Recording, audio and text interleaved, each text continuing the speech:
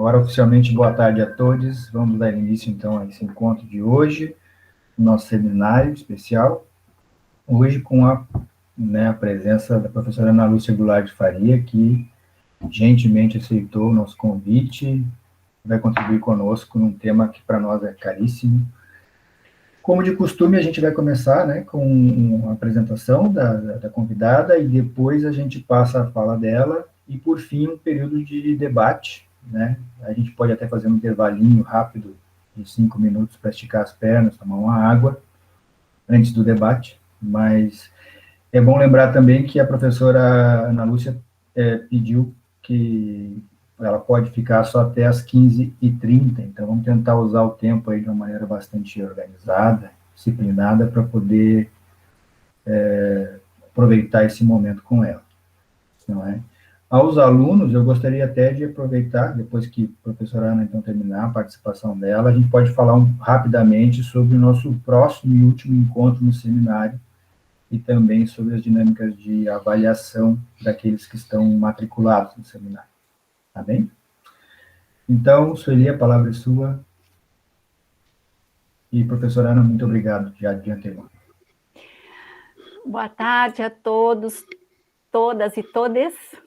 Então, eu quero primeiro agradecer a disponibilidade da professora Ana Lúcia para estar aqui conosco. A temática do dia de hoje é a pesquisa com crianças, descolonizando o olhar e a escuta. E eu quero ler o currículo da professora Ana Lúcia e depois fazer uma relação com um outro excerto, o excerto do Paulo Freire, porque eu não poderia deixar de mencionar, pelo menos nesse momento, um pouquinho da obra do Paulo Freire e que tem relação com a Ana. A Ana se diz, o currículo dela está em primeira pessoa, se diz criancista, criançóloga, antifascista, marxista, feminista. Paulistana desvairada, pedagoga, professora plena, colaboradora, aposentada da Faculdade de Educação da Unicamp. Coordenadora da linha Culturas Infantis do GPDisc. Membro do grupo gestor do Fórum Paulista de Educação Infantil. Ex-membro do Conselho Municipal de Educação de Campinas. Atuo nas áreas da pedagogia, formação docente, quase que exclusivamente na primeira etapa da educação básica, na educação infantil, em creches e pré-escola. Na pedagogia da infância, com abordagem nas ciências sociais. Destaque para a pequena infância, relações de gênero, classe social, relações étnico-raciais, parque infantil, sociologia da infância, culturas infantis. Fui membro do colegiado docente do doutorado da Universidade degli Studi di Milano Bicocca, de 2010 a 2018. Desenvolvo 3 projetos de pesquisa, sempre na intersecção de idade, gênero, classe social, relações étnico-raciais, no Brasil, na Itália, com a Universidade degli Studi di Milano Bicocca e na Suécia. Além disso, eu separei aqui na minha casa, mandei uma fotinho para a Ana, os livros aos quais a Ana tem produção. São livros que ela faz ou prefácio, ou organiza, ou tem artigos. São 15 livros que eu tenho na minha biblioteca e devem ter outros por aí, né? E neste semestre, um dos livros que nós vamos fazer a leitura num seminário do pós-graduação é este, que tem como título Isso aí é racismo, que depois a Ana vai explicar do que se trata quando ela estiver na sua fala. E eu quero também trazer um excerto do Paulo Freire para homenagear a Ana Lúcia. Esse excerto do Freire diz o seguinte, ele é desse livro, A Casa e o Mundo Lá Fora, que é um livro da Natércia Lacerda. E nesse livro estão as cartas que Paulo Freire escreveu do Chile para a menina Natércia, que é uma prima da qual ele se hospedou, que mora no Rio de Janeiro, ele se hospedou alguns dias e depois desapareceu, e para essa menina ficou essa incógnita, como é que uma pessoa vai na sua casa e depois desaparece, e foi quando ele se exilou no Chile. E nesse excerto, ele diz o seguinte, numa das cartas que ele escreve: é coisa boa na Tercinha, que a gente nunca deixe de ser menino. Os homens atrapalham as coisas, complicam tudo. Cresça, mas nunca deixe de morrer em você a Natercinha de hoje, que começa a descobrir um mundo cheio de curiosidades. Se os homens não deixassem morrer dentro deles o menino que eles foram, se compreenderiam melhor. Mas eu não quero fazer carta complicada para você, carta de gente grande. Mas é possível também conversar com um menino, conversa como esta. Nesta época, Paulo Freire ainda não havia incluído na sua linguagem a linguagem não sexista, mas ainda assim eu trouxe esse excerto para dizer que a Ana, como ela se nomeia criancista, criançóloga, ela nunca deixou de ser essa menina, porque ela nos provoca, ela é inquieta, ela nos faz inventar o tempo todo.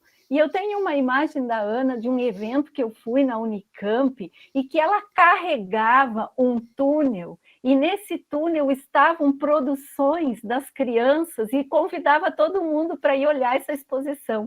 Essa é uma imagem marcante que eu trago da Ana, chamando a gente para olhar as crianças que ela colocava na Unicamp. Então, uma universidade sem criança é uma universidade vazia. Uma pesquisadora da infância sem manter essa criança viva é uma pesquisadora vazia. Ana é essa pesquisadora, como ela diz aqui, plena, que nunca deixou de ser essa menina.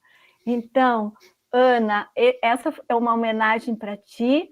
E para desencadear a tua fala, eu parto da pergunta, de uma das perguntas, né, que eu pensei para esse momento, que quando que o processo, essa ideia da descolonização começou, em que momento esse processo se tornou uma questão para as pesquisas com crianças?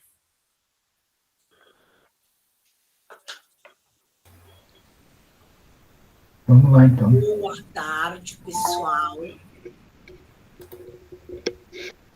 Eu, em primeiro lugar, Sueli, eu já tinha até preparado uma fala de agradecimento, mas eu já vou até fazer espontaneamente outra em função do que você falou. Afinal de contas, é o Paulo Freire que faria 100 anos e eu que estou sendo homenageada. Que mais que eu quero?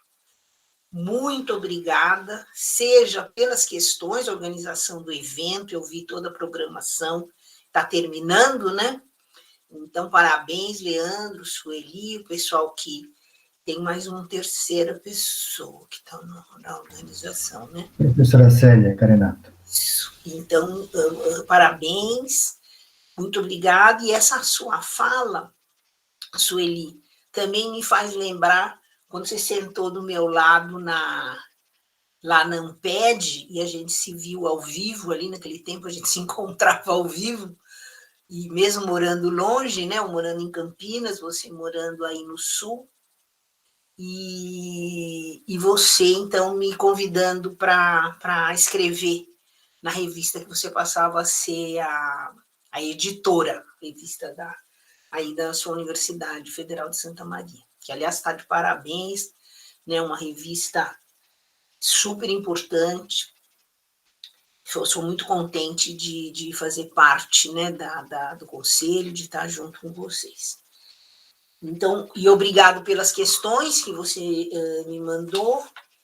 Eu fiquei pensando que como as questões estão muito... Não sei se você passou para as pessoas que estão inscritas no curso, mas as questões são muito bem elaboradas, né? Mostrando, inclusive, que você conhece não sei se tudo, mas grande parte do que eu escrevo, e eu acho que valeria a pena que o pessoal daí tivesse, né, as questões, não sei se é o caso de colocar na tela, não sei, porque você falou agora resumidamente a primeira questão, mas... Eu vou enviar no chat o arquivo.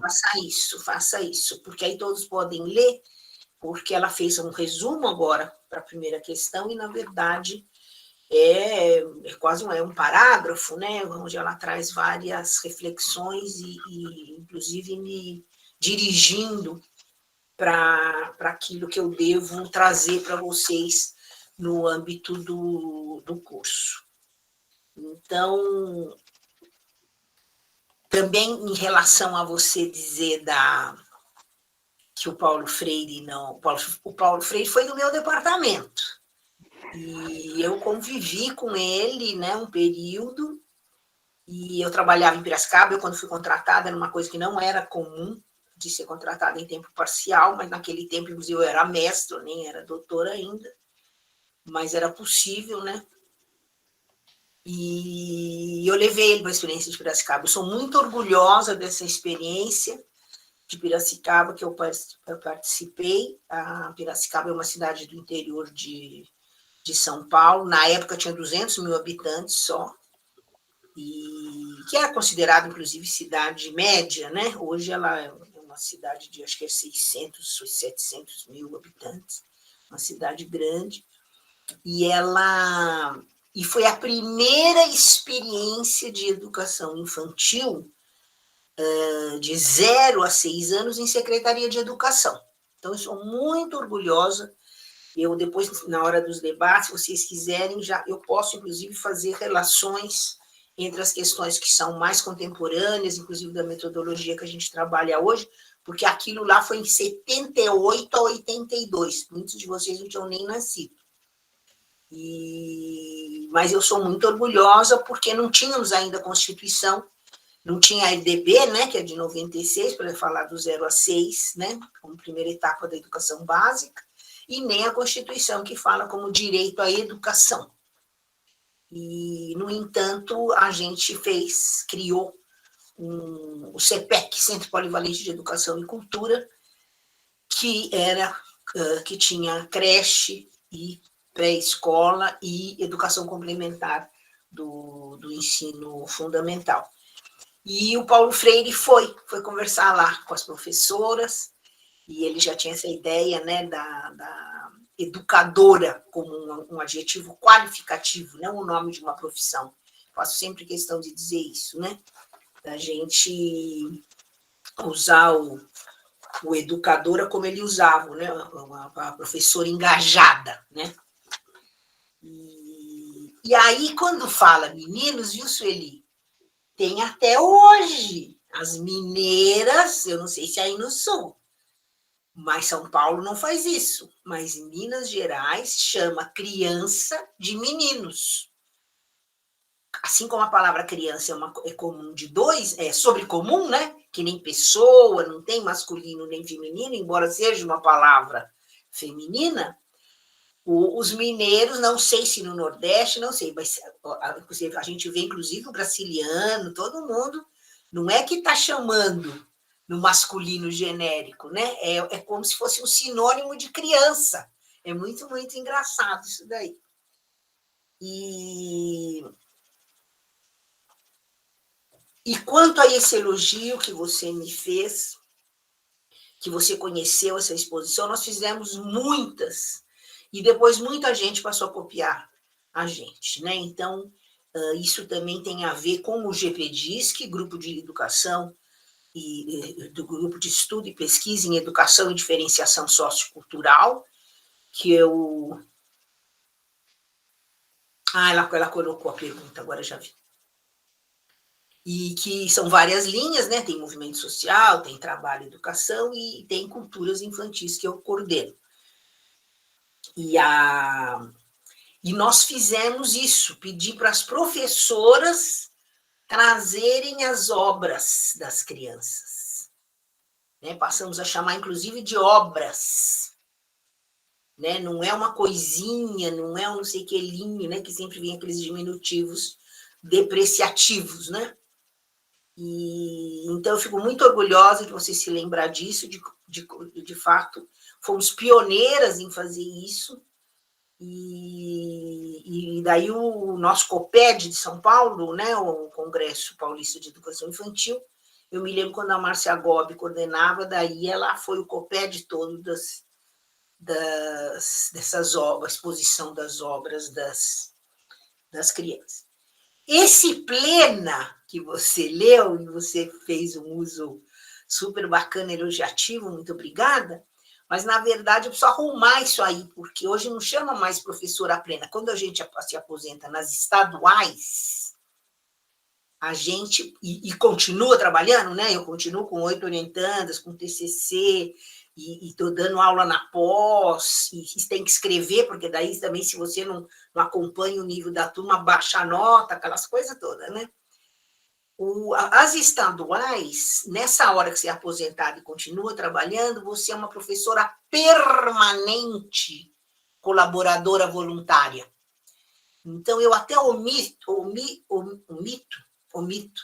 o voluntário, porque é tão feio, né, esse negócio de trabalhar de graça, porque é isso. Eles te obrigam, você tem o seu salário de aposentada, mas aí você trabalha, continua trabalhando sem ganhar mais, né? Então, isso é para eles ficarem bem com as leis trabalhistas. Bom, nós de lei trabalhista não podemos falar muito. Então eu queria te dizer isso, é professora permanente, né, que eu continuo, estou aposentada e estou morando aqui na Suécia, aonde já antes da pandemia eu trabalhava aqui na tela plana. Tanto é que quando vocês começaram a sofrer de dor de ouvido, de não sei o quê, eu já estava acostumada. E aí, desenvolvendo essa pesquisa aqui nas creches suecas, eu vou poder dar vários exemplos em relação às suas perguntas, da gente estar podendo repensar novas formas de vida, já que aqui temos um capitalismo de Estado. Não é socialismo, mas é um capitalismo de Estado que o neoliberalismo está tendo bastante dificuldade de encampar. E aí a pesquisa, então, eu vou acabar dando alguns exemplos e contando para vocês, justamente para poder discutir a questão metodológica, né, que você está me cobrando, a interseccionalidade, o pós-colonialismo. E aqui são alguns exemplos bem importantes, com uma outra divisão sexual do trabalho, como é que se dá a educação das crianças pequenas na pré-escola, na creche e na pré-escola. Então, já até meio respondi algumas das questões, ou aspectos de algumas das questões, então eu quero de novo agradeço muito de estar aqui com vocês terem topado de fazer um pouco mais enxuta a aula, e aí, portanto, eu vou tentar responder meio rápido, Sueli, porque aí o pessoal vendo as questões aí no chat, eu posso falar mais daquilo que vocês estão querendo ouvir, né? E sabendo ainda que vai ficar depois, como está gravado, vai ficar depois disponível para quem quiser ouvir. Agradeço também que a Priscila, que é doutoranda da UFRJ, está também aqui hoje na aula com autorização da Sueli. Agradeço muito, minha amiga e professora da creche da UFRJ, além de doutoranda lá. Então, vamos lá deixa eu abrir o chat aqui.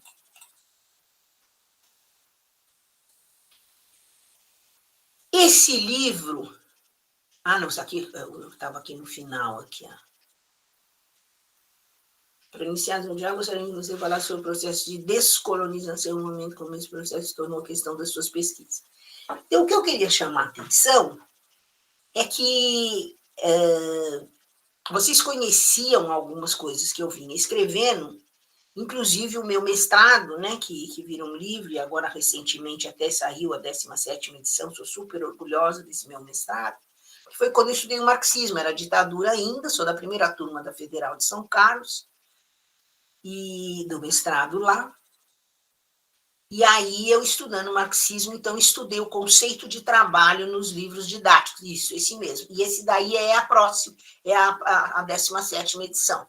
Né? Então, foi um livro que foi bem vendido, foi uma experiência muito grande, e eu faço questão de dizer o seguinte, no dia do lançamento da primeira edição, também o Cortez estava lançando a consciência crítica do Demerval Saviani, que tem mais de 100 edições. Então, eu sou muito orgulhosa que nós, de Bottom, de Diretas Já, ambos no lançamento, eu, modestamente, cheguei na 17ª edição, né, na época ali, 16ª, era uma por ano. E ele, né, trazendo toda a reflexão que ele nos contempla, né, inclusive trazendo Gramsci, né, para a educação. Ele coordenava o mestrado lá na Federal de São Carlos, o Demerval Saviani, não sei se todo mundo sabe isso, em pleno 1976, que foi a primeira turma. E aí, eu do marxismo, quando eu vou fazer o doutorado, eu justamente tinha as categorias ali de classe social e vou estudar os parques infantis que o Mário de Andrade, o poeta, como um dos criadores do Departamento de Cultura da cidade de São Paulo, em 1936, ele cria os parques infantis nos bairros operários e propõe uma educação, que eu usei esse termo e repito aqui, uma educação embora não escolar. Quem fez pedagogia no meu tempo, e inclusive por que eu fui fazer justamente o meu doutorado sanduíche aí no Milão Bicoca, onde você também estudou, né, Sueli?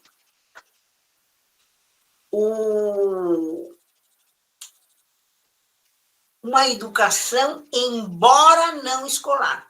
Não se estudava parque infantil nos cursos de pedagogia, porque era visto como assistência pelo fato dele não ser escola. Então, era um antagonismo, assim, era pior do que assistência versus educação. Era pior, na minha opinião, porque era uma coisa de educação dizendo que o parque infantil, então, não era educação. Ele era assistência, então você não estuda em curso de pedagogia. Então, na verdade, eu fui no meu doutorado, Sueli, de ponta cabeça para dizer que não.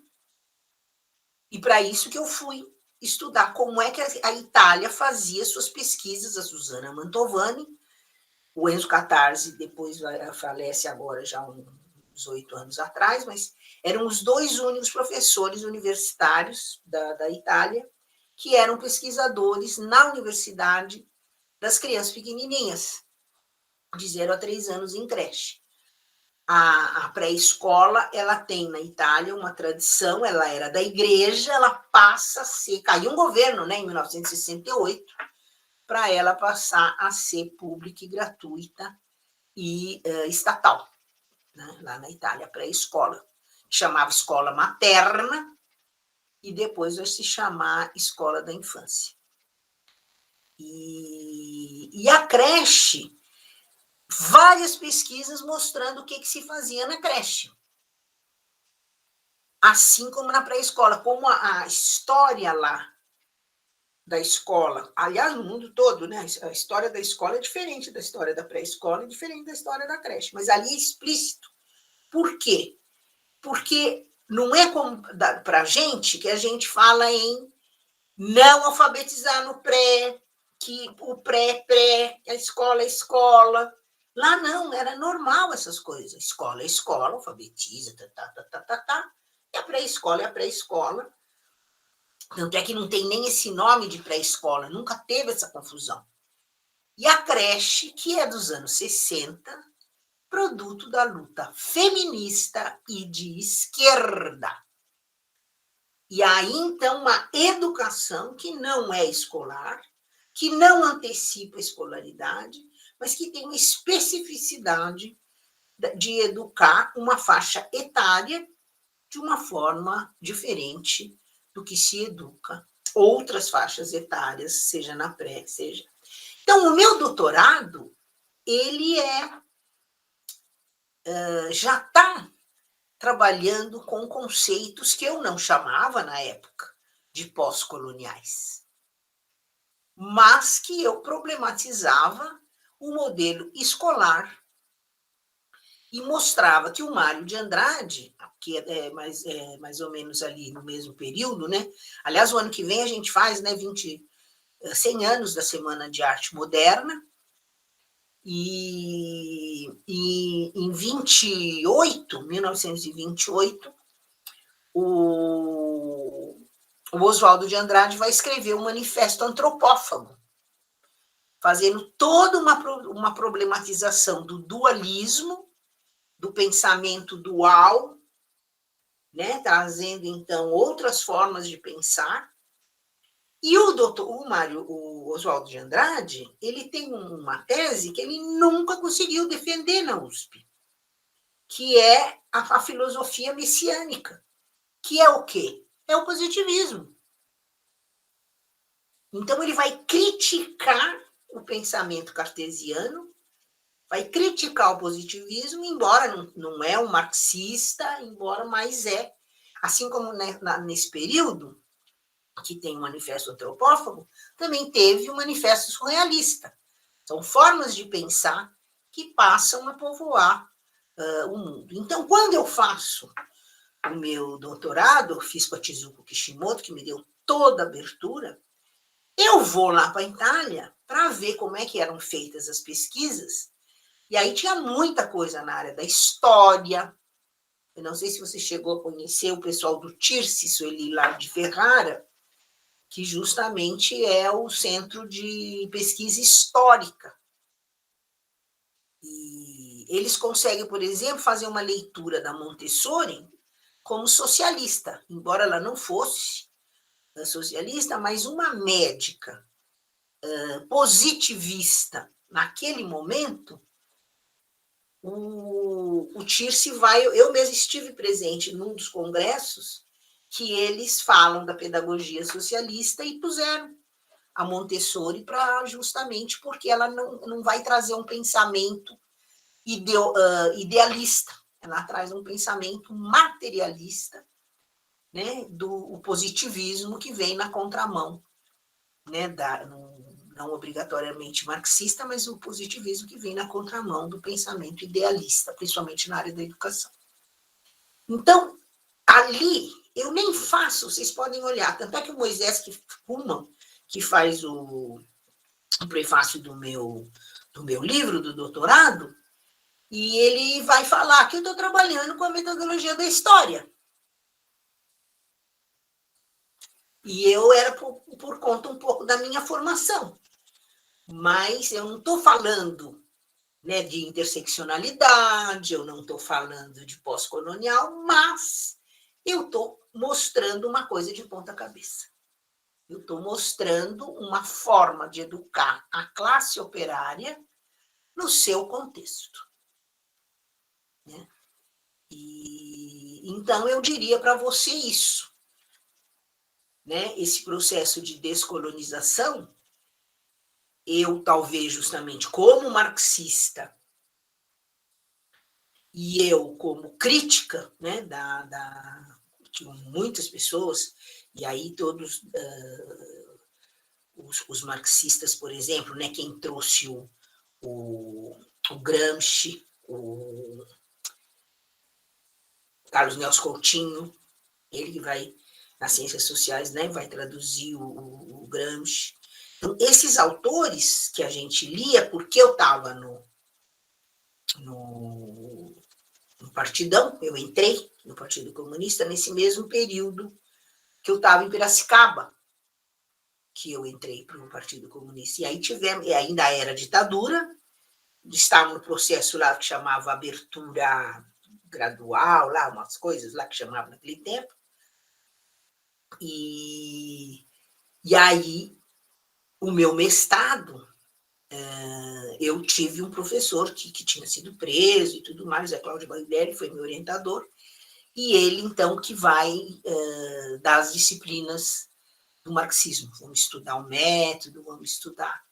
Então, foi no marxismo que eu passei a ter um pensamento crítico, e com isso, quando vou fazer o doutorado, eu fiz essa leitura aí de ponta cabeça. Vocês conhecem aquele mapa do Peters, né? Que a África está no meio, né? E a Europa bem esmagadinha aqui embaixo, né? Porque aí, na hora que o mundo gira, né? E na hora que você para e vê o mapa desse jeito, é um outro jeito diferente do mapa que a gente tem hoje, ainda hoje, né? Mostrando essa forma colonizadora. Eu gosto de dar um exemplo, sabe, Sueli, agora, produto dos estudos recentes, o Mbembe, que tem falado da necropolítica, e aí chamam ele que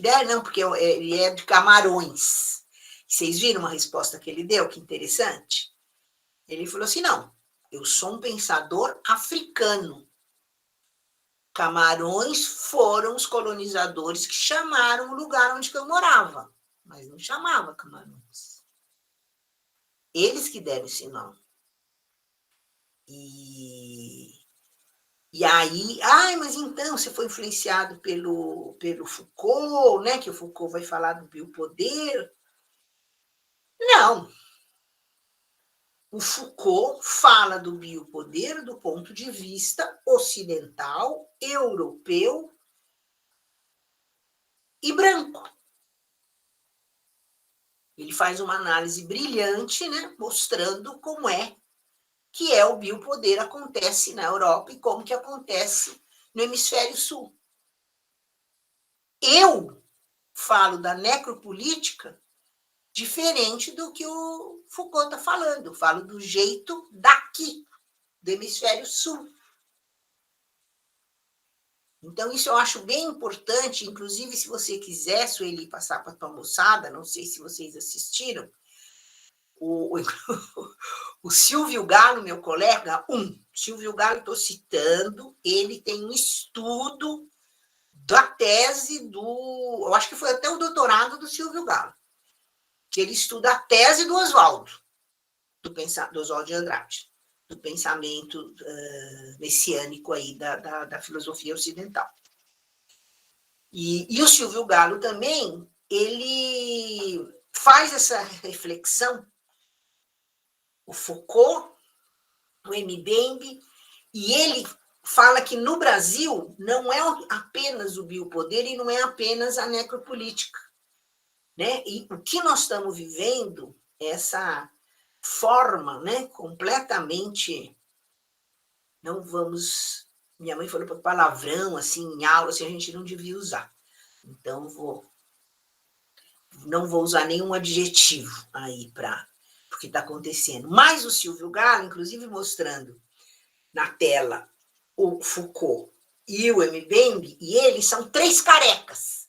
Então, são os 3 carecas falando desse assunto, e o Silvio Galo vai falar que no Brasil nós estamos vivendo um bio-necro, entre parênteses, política. Então, se você quiser, eu te mando uma live, que é um grupo lá de Campinas, o Flor do Barranco, que pediu para ele dar uma aula, né? Aula mesmo, no nível da graduação, para explicar esse conceito. Então, eu estou juntando isso na sua primeira pergunta, porque esse fio, então, ele vem lá do Mário de Andrade, do Oswaldo, da Semana de 22, e da gente ver a educação da classe operária num ambiente com natureza, num ambiente aberto, não tinha sala de aula. Isso aí tudo está lá no meu doutorado, está lá no meu livro, que vocês podem ver. Não é aula, não é sala de aula. E as crianças brincavam, então não tinha as diretrizes, né, que nós temos super legal da brincadeiras, interações, mas era isso que rolava lá. Então, eu acho que eu posso parar aqui, porque até algumas coisas eu acabei invadindo um pouco as outras questões, mas pelo menos eu abro essa discussão para mostrar para vocês que esses meus estudos de hoje, que às vezes parece, né, que é uma coisa, como se fosse uma coisa nova, que não tem nada a ver, ela vem lá do doutorado, que eu defendi em 1992.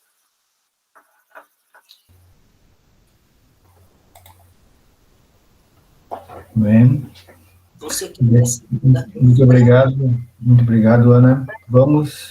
Ô, Leandro, você vai controlando um pouco o tempo agora para poder. Eu falei que eu ia falar pouco, né? Mas como eu já justamente introduzi bastante agora eu posso falar menos.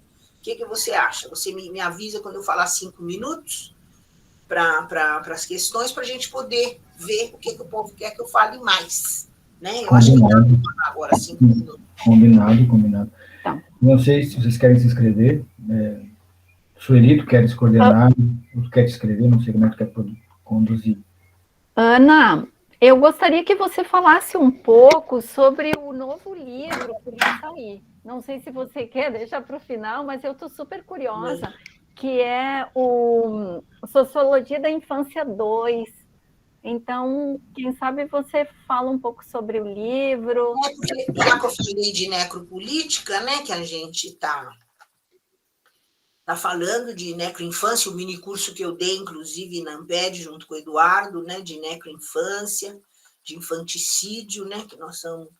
Foi uma disciplina que eu ofereci na pós, no semestre passado, no segundo semestre do ano passado, e que, então, se tornou um livro que foi lançado ontem na Amped. Então, esse livro, ele nem está pronto fisicamente, vocês vão poder comprar esse livro, não sei nem o preço, ele ficou pronto nos 45 minutos do segundo tempo, como o Pedro Amaro falou lá da editora, João e Pedro, aquela editora de São Carlos. Então, esse livro, ele vai trazer, inclusive vai ter artigo do... Eu vou acender aquela luz aqui que fica meio aqui, mas senão eu não enxergo direito. Então, a gente tem a Maria Renata Alonso Mota, que faz o prefácio, Sueli. E... Porque, na verdade, o Sociologia da Infância 1, que não tinha um, né? Sociologia da Infância, que eu organizei com a Daniela Finco, faz 10 anos, isso, faz 10 anos. E esse livro, inclusive, esgotou, e não tem nem o maior orgulho assim, que a gente tem, que ele não tem nem na estante virtual, ele não tem em lugar nenhum. Então, conclusão, autores associados fez e-book. Apenas, a pena é que o e-book, ele não tem os 30% de desconto que sempre o editor, a autora tem, e eu repasso para a venda. Porque o e-book está sendo feito pela Amazon. Essa que é a questão. Mas tem. Lá vocês conseguem o e-book pela Amazon do Sociologia. E a Maria Renata traz essa festeja isso, porque nós estamos festejando 25 anos, né, do GP Disc esse ano. 25 anos do GP Disc. E aí, então, saiu esse livro, Sociologia da Infância 2, em tempos de pandemia, e sempre em busca de pedagogias para reinventar novas formas de vida. Aí nós vamos ter artigo da Márcia Gobi, que está falando da ocupação no centro de São Paulo, então não são só as ocupações rurais, né, mas do centro de São Paulo, de hotéis e de fábricas, a pesquisa que a Márcia desenvolve, o Clériston fez pós-doc com ela, também estão ali. Aí tem um artigo da Valdete Tristão sobre essa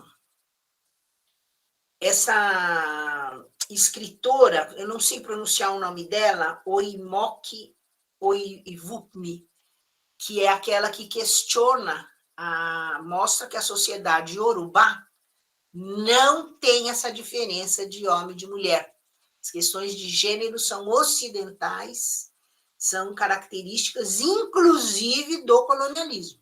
O capitalismo é montado nessa... E essa escritora acabou de sair o livro dela, A Invenção da Mulher. Recomendo vocês, o artigo da Valdete está muito bom, mas esse livro, Invenção da Mulher, quem está trabalhando com gênero, precisa ler, porque a gente parte que é tudo universal, né? Que tem a diferença de homem e de mulher, é ocidental. E daí vai falar que na Europa, na África também tem.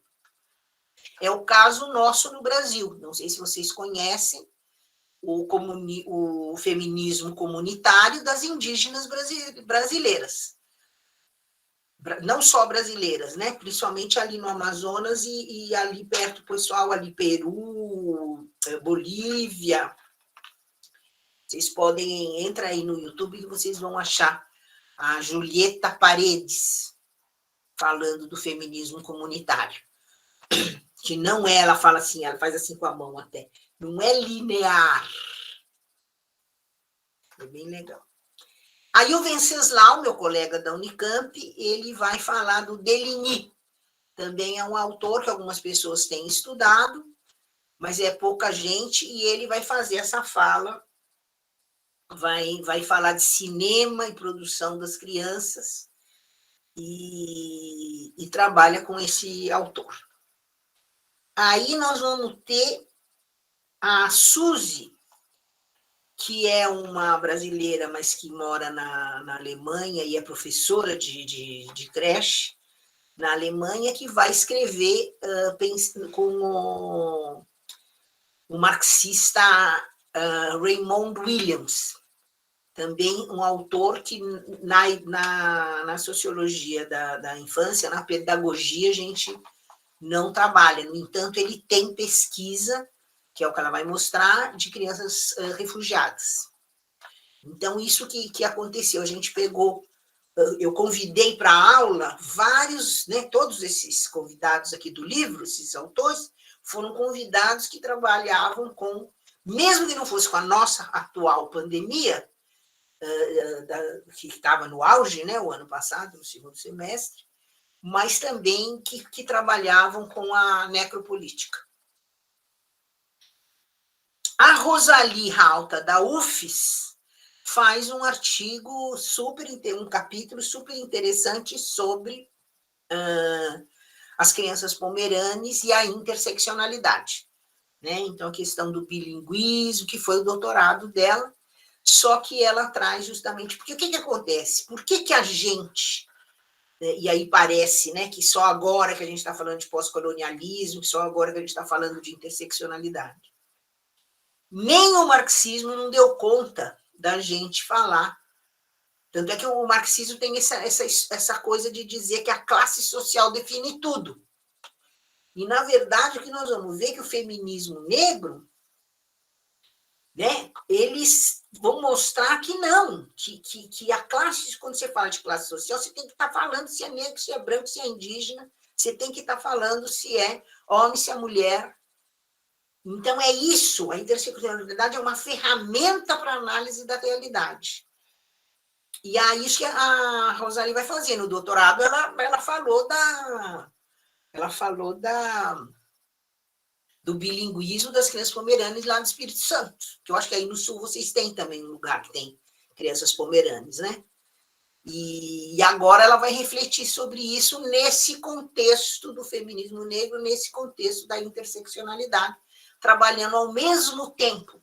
Tem um artigo bem antigo da Fulvia Rosenberg, que está até nas proposições, que ela chamou de ensaio, porque ele não vinha com os cânones todos do trabalho científico. Então, ela chamou de ensaio e viajou. Só que ela, como branca, ela vai dizer que acontece uma coisa por vez.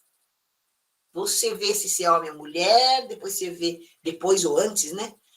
se você é negra, branca ou indígena, se é criança, se é adulto, se você é pobre ou rica. Ela faz essa discussão, coisa que as feministas negras, talvez até meio na mesma época, um pouco depois, vão falar: a interseccionalidade é uma ferramenta para análise das coisas como elas são.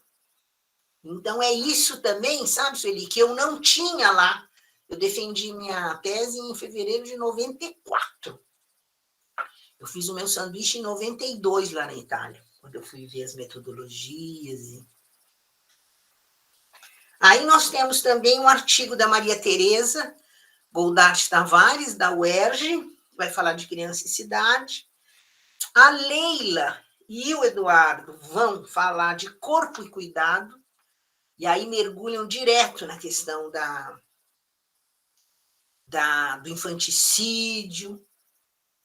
Vocês já ouviram falar do Holocausto à Brasileira? Então tá. Então a coisa vai meio por aí, porque vocês viram que quando fechou o hospital de Oliveiras, lá em Minas, que era de crianças, né, fechou por causa disso. As crianças iam para morrer. 150 crianças vão para esse de Barbacena, que a jornalista vai chamar de... Vocês acham no YouTube, viu, gente? Tem um documentário importantíssimo falando do Holocausto Brasileiro, lugar que as pessoas vão para morrer. E a Leila faz uma pesquisa ali em Campinas, além de mostrar obras das crianças. Campinas tem várias coisas complicadas, né? Foi um lugar que a escravidão foi bem perversa. Tem um depoimento de um dono de fazenda falando para o escravo: se você não de Campinas, né? De uma cidade ali perto. Se você não se comportar bem, eu te vendo para Campinas. Tal era. E o pior aí é isso, na divisa ali entre Campinas e Jaguariúna, tem uma fazenda de alface que tem um lugar que as crianças vão para morrer. As crianças vão para morrer, são hospitais que não são hospitais.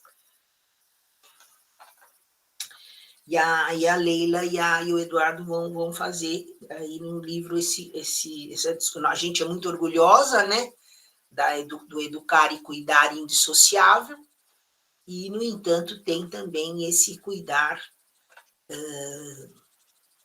problematizado, né, em relação justamente à necroinfância. O Edson Teles, que é o coordenador do centro de pesquisa em arqueologia, que tem lá na Federal de São Paulo, na Unifesp, eles estão estudando todos os ossos que estão enterrados ali naquelas valas de Perus. E das 40 pessoas desaparecidas, eles já acharam 2 ali. Mas eles estão estudando, porque eu não sei se vocês sabiam que os ossos da gente são só nossos, assim, eles encaixam direitinho. Se achar um osso aqui, depois outro, que é de perna, você colocar, não encaixa. Então, conforme vai achando, vai fazendo esse quebra-cabeça de achar, e com isso, das 40 pessoas que foram consideradas desaparecidas, ali em Perus, sabe onde que é Perus? Ali perto de São Paulo, né? Esse lugar dessas valas. E aí o Edson justamente vai falar das lutas sociais e políticas públicas. E o Edson, gente, vocês não acreditam que eu estou olhando aqui na janela. Aqui são 7:06. Tem uma lua cheia, que eu achei até que era a lâmpada que estava refletida. Uma lua cheia aqui, inteirinha aqui na minha janela. E aí, o Edson, ele foi da Comissão da Verdade também, e ele escreveu esse livro, junto com o Renan Quinalha, Espectros da Ditadura, da Comissão da Verdade ao Bolsonarismo. E aí, o ano passado, quando ele veio dar aula para nós, o livro tinha acabado de sair, então foi uma discussão bem bacana. Aí, 3 alunas do curso fizeram um capítulo com as ideias do Rui Braga. Rui Braga, professor da USP, que trabalha com a crise reprodutiva, ele é das ciências sociais, e a pesquisa dele mostrou, né, ele estudou o precariado, que os trabalhos mais precarizados são das mulheres negras. Então, a gente trouxe essa discussão também na disciplina.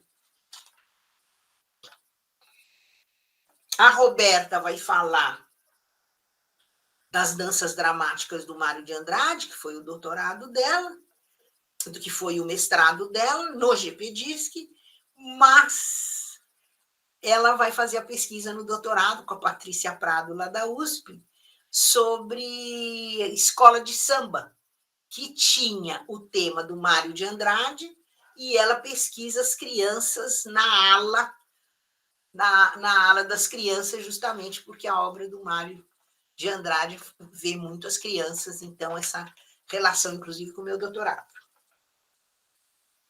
E a Sara York,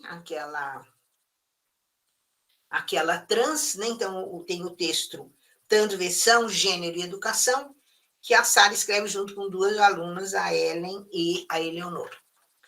Então, esse é o livro que eu fiquei muito contente com o resultado. A capa do livro, Sueli, é aquela estátua do Borba Gato, lá de São Paulo, que o galo pôs fogo, né? Daí foi preso, tudo, né? Uhum. Então, a ideia da gente acabar com esses colonizadores genocidas, né? Que nós já tivemos. Então, pusemos na capa do livro, o fotógrafo autorizou que a gente usasse a foto. E aí, o que eu vou fazer, Sueli, eu vou te mandar o link e que vocês podem, então, observar o livro e aí entrar em contato com a editora para fazer a pré-venda, para vocês verem. Eu nem sei como é que vai, porque ele ficou pronto para o lançamento, entendeu? Mas ele não ficou totalmente pronto. Ele vai ser vendido em e-book e depois impresso. Não, na verdade, ele vai ser vendido impresso somente uma leva. Nós vamos vender 100 impressos. As pessoas já estão se acostumando, né, Sueli? Uhum, sim, tem que proteger a floresta, tem que proteger os bolsos. Então, o que nós vamos fazer é isso. A gente vai fazer 100, vamos vender, a ideia até que estando pronto, a gente vai se vendido, não 100, né? Quem somos nós? Mas de vender um tanto ontem na Amped, e a gente tentar vender aí ainda em congressos que a gente tem esse ano. E, de qualquer forma, a disciplina de Sociologia da Infância, que está sendo dada este semestre, já está combinado com o pessoal que até fevereiro eles vão entregar os seus capítulos, e aí a ideia é que até junho a gente tem o Sociologia da Infância 3. E em função, na verdade, a ideia, até convidamos outras pessoas, porque isso precisa ser registrado, né, Sueli? O que nós estamos vivendo precisa ser contado, porque o que nós estamos em busca? Você vai perguntar isso mais para frente. Nós estamos em busca de novas formas de organização da vida, né? Nós temos que inventar. Normalidade nunca mais. Olha o que dá na normalidade. Não é isso? Então, pensando em normalidade nunca mais, a gente está achando que é bom que a gente faça esses 2 livros, né? Esse segundo agora, 10 anos depois, e 11 anos depois, a gente já, um ano depois, fazer já o terceiro, com essas temáticas que a infância vem vivendo, que não estava no nosso horizonte de fazer pesquisa disso, né? Sim, e essa é uma forma de resistência, é uma forma de ultrapassar esse momento que fica gravado, a gente sabe que fica ali, mas quando fica materializado na escrita, não tem como desfazer. Então, acho que é muito importante e é também assim um chamado para todos nós, né, que outra das formas de resistência, uma delas é estar aqui, conversando nesse momento, né, com os nossos pares. E a outra é deixar escrito, deixar essas marcas desse momento histórico que a gente está vivendo e que vai deixar marcas profundas nessa geração de crianças, de jovens, né? Então, Ana, tem uma pergunta da Paulina Gonçalves aqui. E tem todas aquelas outras questões que você já foi respondendo, atravessando, depois a gente pode retomar alguma, mas já são 15 horas, e a Paulina diz o seguinte, que a pergunta dela vai no sentido das convergências da sociologia das infâncias e da sociologia das juventudes. Falo a partir da pesquisa com jovens em situação de rua. Em função disso, né, da juventude de rua. Muito boa pergunta. Quer fazer mais umas 2, 3? Alguém mais quer fazer pergunta? Tem mais alguma? A gente podia juntar. Eu vou escrever aqui. Ó, o Lucas parece que está aqui. Lucas, pode falar, Lucas. Eu estava escrevendo, mas eu acho que é mais fácil falar. Ana, adorei você, cara, de verdade. Queria poder te conhecer um dia.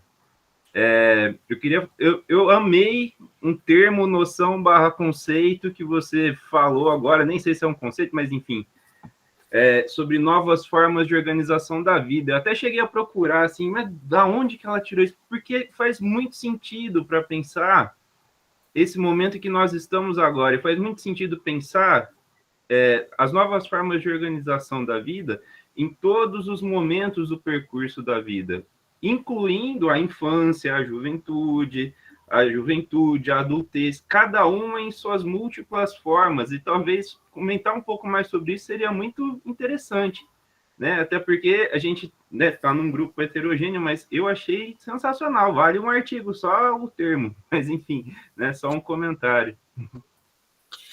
Obrigado, eu tenho que falar aí sobre isso, sim, inclusive a origem do termo, como você está me pedindo. Tem mais alguém? Senão eu já respondo essas 2 que elas se encaixam aí. Né? Mais alguém no grupo gostaria de perguntar? Eu mesmo poderia, acho que, fazer uma pergunta. Legal, Leandro. A gente está discutindo, Ana, no seminário, neste seminário, algumas noções, não é? E a gente tem, de alguma forma, sempre tensionado esse questionamento em torno da noção de sociologia e também em torno da noção de reflexividade. São 2 noções importantes para as nossas discussões aqui. E eu gostaria de te escutar um pouco sobre a importância ou a configuração atual dessa noção, se a gente pensa a sociologia das infâncias, não é? Eu digo porque na sociologia das juventudes, a gente já tem há algum tempo trabalhado com uma discussão da participação dos jovens no processo de socialização, ou seja, uma espécie de co-socialização, né, a partir do François Dubé, por exemplo, ou aqui no Brasil do Juarez Dairel, que apropria essas noções, né, e discute isso naquilo que os jovens fazem em suas práticas entre pares, né. Então, buscando aqui, então, talvez no sentido do também a Paulina perguntou, que elementos, assim, em comum a gente perceberia nessas 2 formas de recortar, né, a realidade, ora voltando às infâncias, ora às juventudes, no que tange a esse aspecto da socialização, se puder falar um pouco. Eu só pediria que se você... Porque eu tinha pensado na pergunta da Paulina, né, falando sociologia das infâncias e da juventude, tinha pensado aqui, anotei uns itens para responder, e agora eu não saberia qual especificidade você está me cobrando? O que você gostaria que eu falasse mais, Leandro? Que papel tem a criança no processo de socialização, né? Porque, assim, a socialização clássica na sociologia, ela, de alguma maneira, traz uma abordagem, um vetor muito forte da sociedade para o indivíduo, vamos dizer, né? E uma das críticas do François Dubé vai nesse sentido também, né? Tentativa de mostrar que, por exemplo, a escola, embora ela exerça um papel socializador, na medida em que os estudantes chegam na juventude, ingressam no ensino médio aqui no Brasil, né? Há uma entrada em cena de elementos da cultura juvenil dentro da escola, mas também uma relação diferenciada do estudante com a escola, porque ele começa a operar por lógicas diversas. E aí, nos argumentos do B, a escola consegue socializar, mas ela não subjetiva como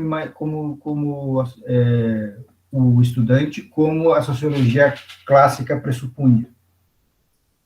Não é? Então, de alguma maneira, o que o Dubé está dizendo esse jovem, ele constrói uma experiência da escola e ele interfere no processo de socialização.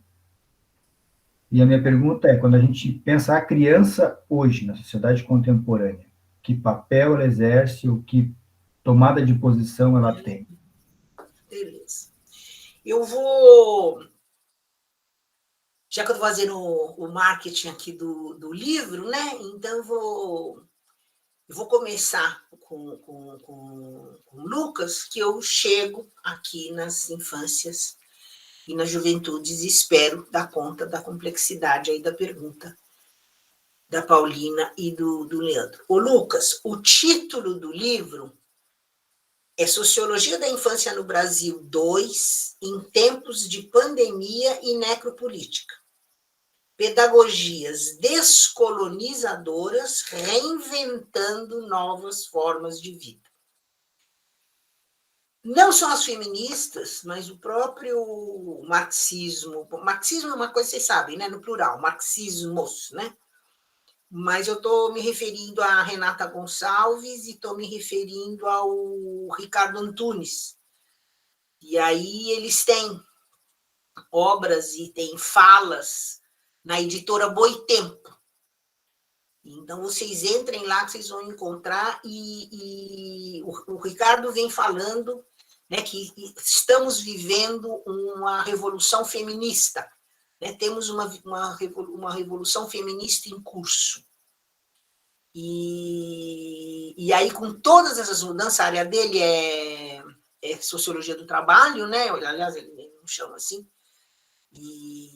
mas ele mexe com as relações, né, de trabalho na sociedade capitalista, e ele vem usando esse termo, reinventar novas formas de vida. As feministas vêm usando também esse termo, e nós nos apropriamos dele. Então, eu proponho que você faça um artigo, né? Então, uma das perguntas da Sueli justamente era sobre isso, né? Como é que, olha lá, o Lucas gostou da contraproposta. Gostou da provocação. Da provocação, e a Sueli, uma das questões, ela pergunta isso, assim, que sugestões que eu dou, né?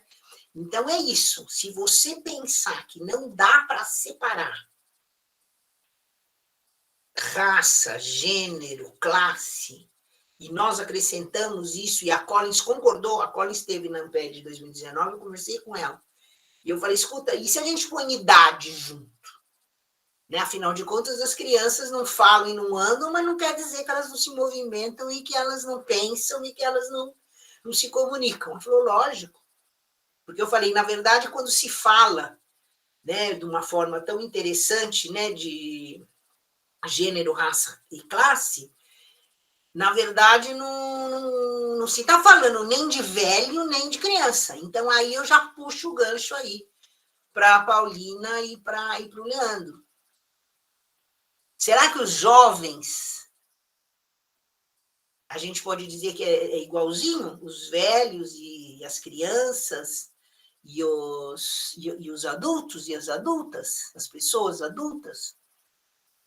Então, essa pergunta fica, e tanto é que ela concordou, que a gente possa fazer. Então, no meu grupo de pesquisa, no grupo que eu coordeno, na verdade, não é meu, a gente está colocando a idade. Então, por exemplo, o Flávio Santiago estudou o racismo numa creche do interior de São Paulo entre as crianças pequenininhas e as professoras e as famílias.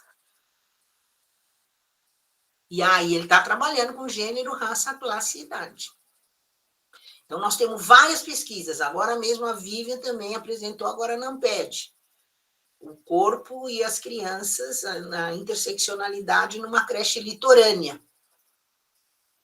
Então, a gente tem trabalhado dessa forma. Então, Paulina, eu te diria o seguinte, o Florestan Fernandes, que foi quem fez o seu TCC lá na primeira turma da USP, fez 100 anos no ano passado, né, ele faria, o Florestan Fernandes.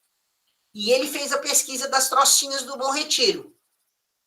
E ele descobre, observando as crianças, entre elas, que elas produzem saberes, que elas produzem as culturas infantis. Então, aí o subtítulo do... Né, o GP diz que tem linha movimentos sociais, tem várias linhas, e tem essa linha culturas infantis que eu coordeno. Então, quando a gente vê as crianças, antes de ir para a escola, depois de ir para a escola, Florestan Fernandes, essa pesquisa do Florestan Fernandes está no livro que chama Folclore e Mudança Social na Cidade de São Paulo. Ele era contra esse negócio, sociologia disso, sociologia daquilo. Só que é ele que vai estudar índio pela primeira vez. Então, lembrar disso, gente. Nós estamos falando em abordagem sociológica, que estudo coletivo. Não estamos falando em abordagem psicológica, não estamos falando em outras abordagens. Estamos falando em abordagem sociológica, que vê o coletivo, e, no nosso caso, o coletivo de crianças em creche. Estou falando da criança em casa, estou falando da criança na creche. Não é à toa que as diretrizes, para quem não é da área da educação infantil, a primeira etapa da educação básica, creche a pré-escola, nós estamos falando de convívio de crianças entre elas.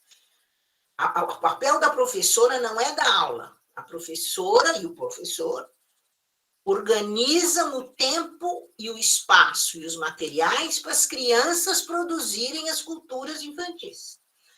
E a gente aprendeu isso com o Florestan. Então, é muito legal vocês pegarem esse livro. Ele, inclusive, analisa as cantigas de Ninar. Muito bacana. E ele vai ser o primeiro sociólogo, todo mundo estudava os brancos. Ele vai ser o primeiro sociólogo que vai estudar, o Roger Bastide, né, veio ajudar a criar a USP, foi orientador dele, o francês. E aí ele pesquisa indígenas, ele pesquisa negros e ele pesquisa criança. Aí você vai falar, não pesquisou mulher. O problema é o seguinte, ele nunca deixou de olhar as mulheres e os homens. Embora ainda nesse binário de homens e mulheres, mas ele... Então, eu espero que dessa forma eu estou respondendo, porque aí que está, eu não conheço, mas existe. Inclusive, tem um livro organizado pela Neuza Guzmão, que é antropóloga, que ela põe junto criança e juventude. A Fúvia Rosenberg tem um também. Então, vocês podem ir atrás disso, porque é para mostrar que tem especificidade. Né? E aí, aquele movimento, hoje em dia eu não sei como é que anda, mas eu acompanhei, numa época, inclusive, o Léo, como que é o sobrenome do Léo? Ele fez um mestrado sobre as crianças grandes, né? Crianças grandes de rua de Campinas. E aquele movimento MM, né? Movimento de meninos de rua, uma coisa assim, MMDC, uma coisa assim, não é? Ah, não, MMDC é outra coisa. Mas é...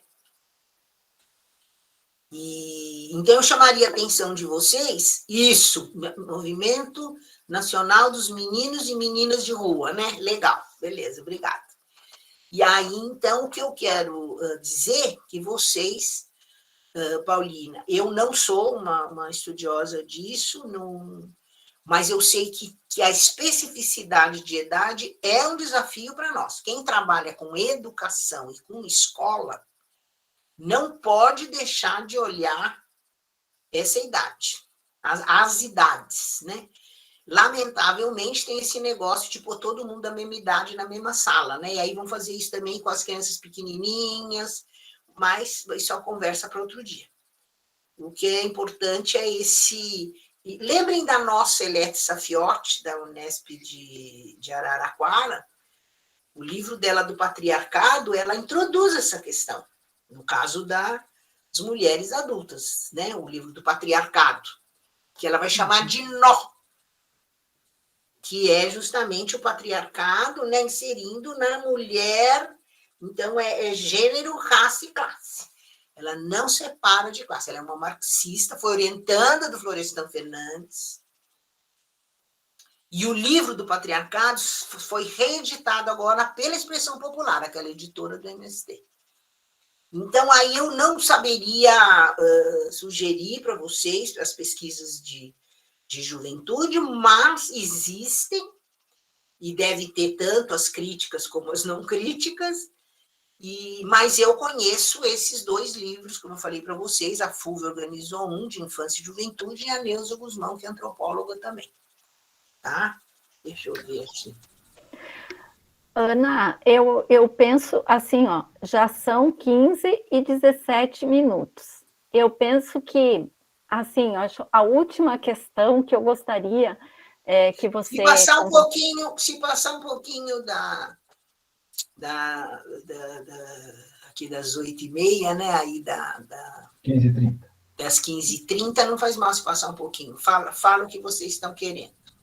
Tá, eu gostaria que você falasse um pouco, assim, pensando na infância e nesse momento contemporâneo, que desafios que tu consideras que ainda precisam ser enfrentados, tanto no campo epistemológico, né, sociológico, enfim, da pesquisa com criança? O que nesse momento, tu achas que seria um tema urgente, necessário na pesquisa com criança?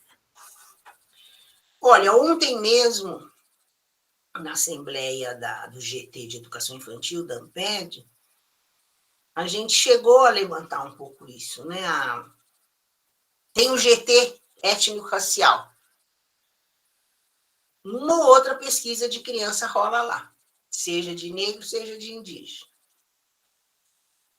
E nas nossas de infância também, uma ou outra de negro, uma ou outra de indígena. Né? Por que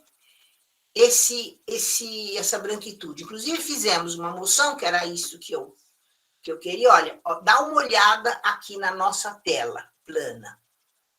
Vocês não acham que está branca demais? Dá uma olhada. Não está branca demais? A Priscila, eu estou vendo aqui, que é negra, mas ela é a tal que a Djamila lá inventou, né? Infelizmente, fazia a diferença de preto retinto e clarinha de turbante, como ela chamou, né? Uma que ficou super ofendida. Então, a Priscila seria uma clarinha de turbante. Talvez aqui outras sejam clarinha de turbante, que justamente... A minha proposta ontem na AMPED foi dizer assim, quem é clarinha de turbante, faz favor de vir de turbante da próxima vez. Avisa a gente, né? Deixa o cabelo solto para a gente ver. Vocês aí no sul são mais brancas mesmo, né?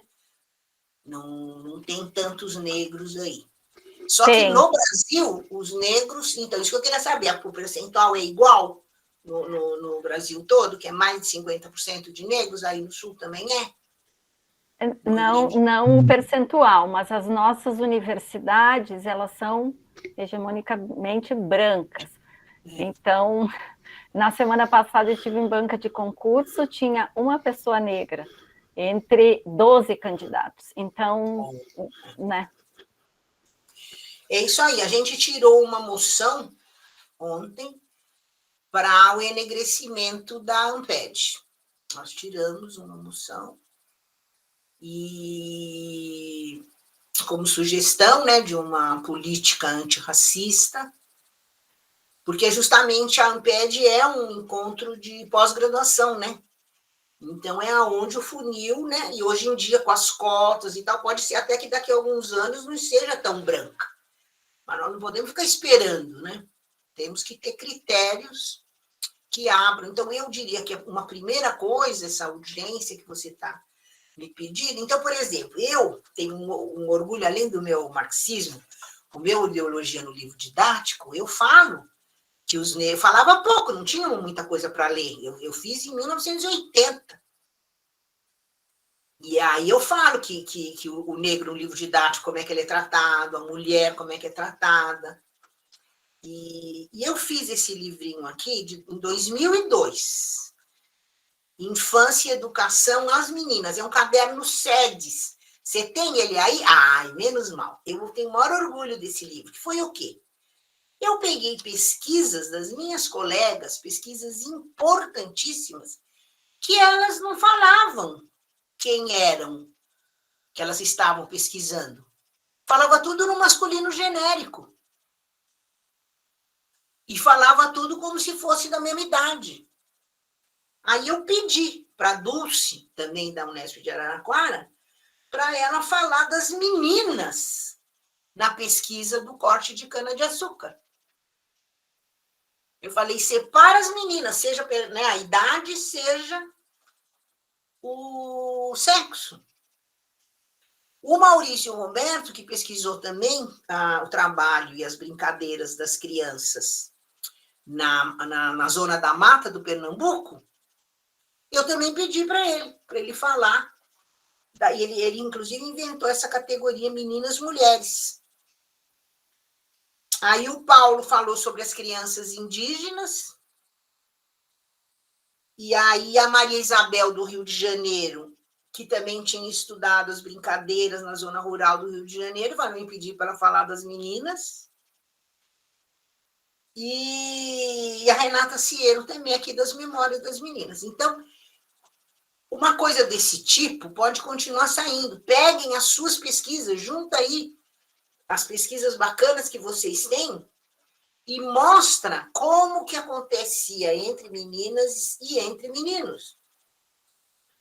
Como é que isso, então, só para a gente ver o que vai mudando. Então, isso eu acho que é uma coisa. E para isso, Sueli, precisa rever a nossa metodologia.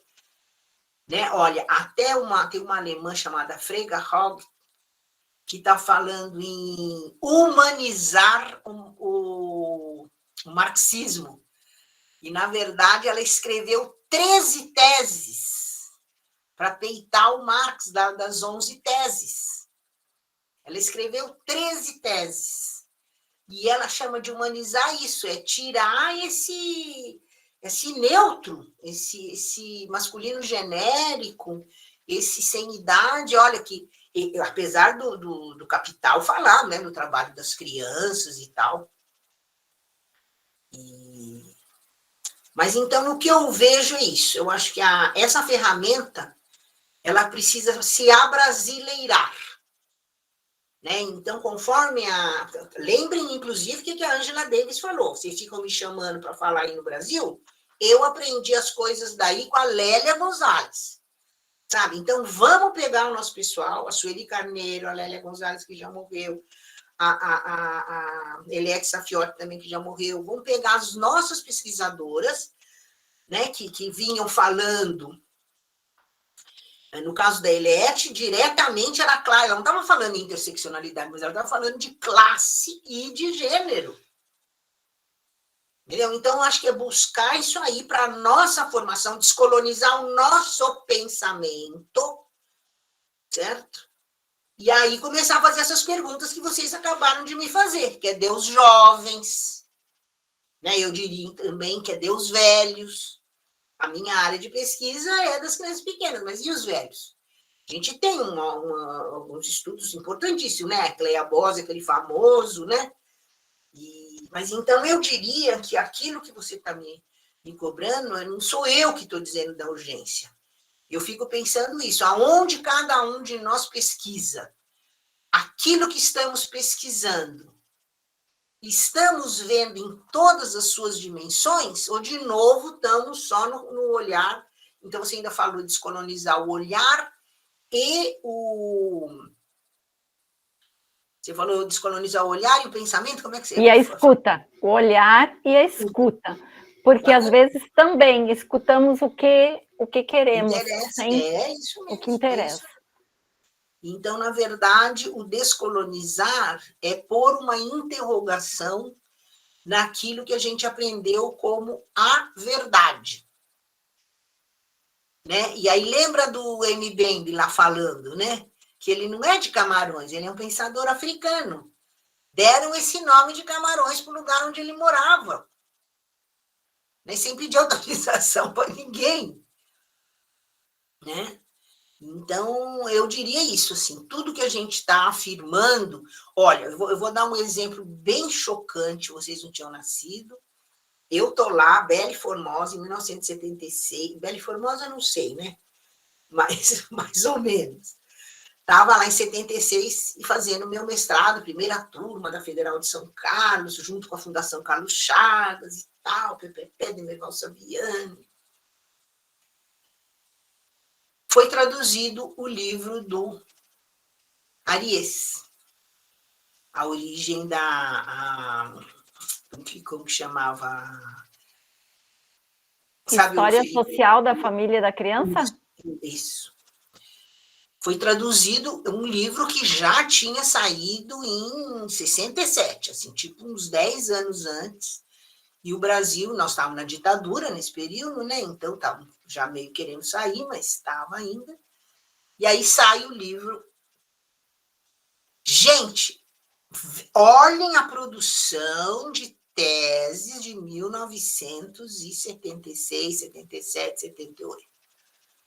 Pesquisando crianças brasileiras e dizendo da criação do conceito de infância, mas nem as burguesas brasileiras a história é igual à da Idade Média, passagem da Idade Média europeia para a Idade Moderna. Todo mundo falando disso. E aí a pergunta, escuta, as crianças indígenas que já moravam no Brasil, era Idade Média, era Idade Moderna, o que era? Vocês estão falando do quê? Essas crianças que vieram escravas, né, para serem escravas, que vieram da África. Então, só estou dando um exemplo. Cá entre nós, gente, as carapuças são transparentes, então não se preocupem que eu não vou ver. Estão enfiando as carapuças? Quantos autores que nós estamos trabalhando que a gente não fez essa interrogação? E ele continua sendo citado ainda nos dias de hoje, Ana, e eu aviso, se me chamarem para a banca que o único autor que fale de infância é o Henriet, se prepare, porque temos muitos referenciais contemporâneos, muitos outros que falam, inclusive, das nossas crianças que podem ser citados agora. O que é bacana naquele livro é que ele estudou a realidade de lá. Lembra como é que ele fez a pesquisa? Sim. Ele começou a perceber que, a partir de um determinado momento, os epitáfios, né, nos cemitérios, tinha gente de 1 ano que tinha morrido, gente de 2 anos que tinha morrido, e antes não tem. Ele vai pesquisar isso. Por isso que ele vai chamar de sentimento de infância, né? Porque antes se jogava fora uma criança, eles dormiam todos juntos naquele frio, né? Não tinha rico ou pobre, todo mundo dormia junto, apertado. Os nenês morriam esfogueados ali. E aí, de manhã, eles jogavam no mar, aquela criança morta. Né? Uma das coisas que ele conta é isso, era como é que funcionava. E aí, vai lá o branco positivista e vai dizer que vai chamar de infanticídio, época do infanticídio. Né? Quando, na verdade, não se pode dizer que é infanticídio, era assim que funcionava, era frio, dormia todo mundo apertado ali naquela mesma cama. As pessoas eram baixinhas, né? A gente vê nos museus aquelas camas pequenas. Então, cabe conforme ele pesquisa, né? E ele mesmo se apresenta, é muito legal aquela apresentação, ele dizer que ele é sociólogo, historiador, mas os historiadores xingam ele de sociólogo, os sociólogos xingam ele de historiador, né? É bem bacana isso. Então, para nós, vem como uma metodologia. A gente pegar esses como que fala, indícios, né? Que nem ele foi se tocar no cemitério que tinha essa data. Uhum. Que tinha criança morrendo com 1 ano, que estava enterrada com 1 ano, com 2 anos, e antes não tem. Então, vamos fazer as nossas pesquisas e perguntar e ver qual metodologia que é necessária. E aí, conclusão, no caso do Brasil, a gente também está fazendo um negócio meio esquisito. Olha, alguém quer falar? Só vou terminar essa frase. Uma coisa esquisita que a gente fez, que as questões étnico-raciais, elas foram entendidas como só dos afrodescendentes. Vocês acham que o Krenak começou a escrever agora, quando ele saiu no Roda Viva? Por que ele não foi chamado antes? Né? Tá cheio de escritor indígena que ninguém chamava. Certo? Então, eu queria dizer isso. As questões étnico-raciais, inclusive essa alemã que eu estou falando para vocês, que está humanizando o marxismo, ela fala isso. As questões étnico-raciais, diferente de classe, diferente de gênero, que elas acontecem na sociedade ocidental de formas muito parecidas, a questão étnico-racial tem que ser estudada cada caso, cada localidade, cada localidade. Então, no caso do Brasil, a gente tem os brancos, a gente tem os negros, a gente tem os indígenas, no mínimo, fora tantos outros migrantes. E aí que eu volto para a primeira pergunta e termino aqui minha fala, não sei que vocês tenham mais pergunta, que é o Macunaíma, né, gente? Que é o Mário de Andrade, que é o herói sem nenhum caráter. Sem nenhum caráter é com todos os caráteres. É o branco, é o negro e é o indígena. É o Murilo que quer falar? Quem foi que pediu a palavra? Que alguém pediu. Alguém gostaria de falar, de comentar alguma coisa? Pergunta. Ana, de qualquer forma, o Arriet nos provoca, nos ajuda a começar a pensar na infância, né? Tem um papel importante, mas não podemos... Mas a infância no capitalismo. Né? Sim. Tanto é que ele diz isso, a infância é inventada, né, na sociedade moderna com a separação dos adultos. Porque, na verdade, os nossos povos originários, a infância é outra coisa, não tem nada a ver com isso. Né? Não tem nada a ver com isso. A criança é o centro ali das relações, não tem um pai, não tem uma mãe. Né? As crianças são da comunidade, não importa quem gerou. Que isso também varia também de tribo para tribo, né? Ainda tem essa também. Tem o doutorado da Vanderlete, que vocês podem ler, das Manauaras. A Vanderlete é professora da Estadual do Amazonas e fez agora, em plena pandemia, terminou o doutorado. Vale a pena ali, vocês darem uma olhada também. Eu respondi ao que vocês me perguntaram, porque muita coisa também, né? Sim, Ana, eu penso que temos um belo texto nessa conversa, e acho que muito, muito interessante. Não sei se alguém mais gostaria de fazer algum comentário. Né? Então, 31 pessoas. Acho que teve até mais durante. Teve mais, eu acho que teve mais. Algumas estão avisando que caiu a internet, enfim, né? Tinha mais antes. Mas depois a gente vai disponibilizar o áudio, as pessoas vão poder assistir, vão poder ver. Então, eu quero, mais uma vez, né, agradecer a professora Ana Lúcia, e eu quero colocar aqui só um slide para a gente finalizar esse momento. Vou apresentar aqui. É só um últimozinho com uma... Então, antes de tu colocar o slide, deixa eu agradecer também, que a gente encerra com um slide. Muito obrigado, professora Ana. Foi um prazer lhe conhecer, lhe escutar, e conhecer também a sua simpatia, não é, nesse diálogo conosco hoje. Um abraço. Quando a gente começar a voltar a viajar, eu sair daqui, eu estou achando que vai ser meio assim, tipo junho. Não vou aguentar ir direto para o calor. Mas acho que no primeiro semestre, espero que acabe essa pandemia desse jeito, nesse homem aí, que dia que vai sair? Só vai sair na eleição? Será, o Benedito? Eu acho que sim. E aí, se eu for já em junho, né? Então aí a gente combina, viu, Sueli? Certo.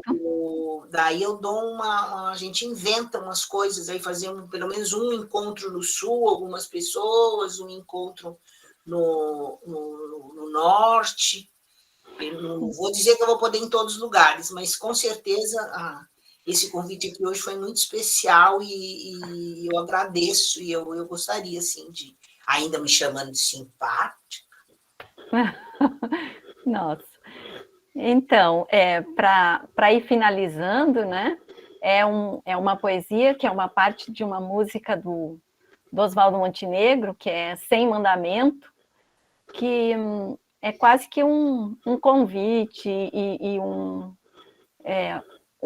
estar junto, né? Um novo convite para estar junto. E a música diz: hoje eu quero a rua cheia de sorrisos francos, de rostos serenos, de palavras soltas. Quero a rua toda parecendo louca, com gente gritando e se abraçando ao sol. Hoje eu quero ver a bola da criança livre. Quero ver os sonhos todos nas janelas. Quero ver vocês andando por aí. E muito obrigada por esse momento, né?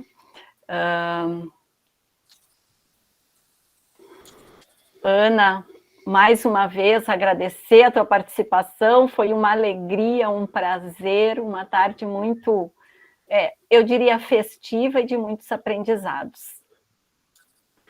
Fora Bolsonaro! Fora Bolsonaro! E obrigada de novo aí por me ouvirem, por perguntarem, e a Paulina aqui fora. Tá bom? E super obrigado. E a gente fica mesmo meio emocionado, assim, né? Porque eu gosto da tela plana, não vou reclamar, não.